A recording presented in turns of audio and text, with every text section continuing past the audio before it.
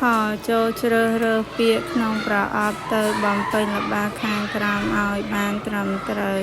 កាតាភាសាបង្រៀនសៀវភៅផ្លេចលើក្នុង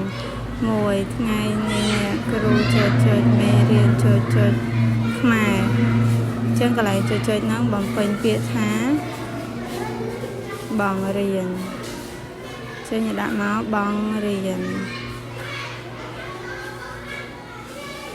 មេរៀនយើងដាក់អីគេណៃហ្នឹងភាសាយើងបំពេញតែភាសាបានហើយភាសាខ្មែរ2ធីតាបើចុចរោគចុចមិនឃើញសោះចឹងកន្លែងចុចហ្នឹងបើអីគេបើការតាមចឹងកន្លែងហ្នឹងយើងដាក់ការតាមរោគអីគេរោគសៀវភៅចឹងកន្លែងហ្នឹងយើងដាក់សៀវភៅ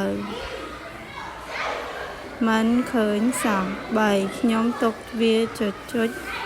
ចឹងកន្លែងហ្នឹងទុកអីគេទុកលើចឹងយើងដាក់បំពេញពាក្យលើទូនៅផ្ទះឯនោះខ្ញុំអីគេខ្ញុំផ្លេចដាក់វាចូលអីគេចូលក្នុងយើងដាក់ពាក្យក្នុងការតាមចប់ហើយអរគុណ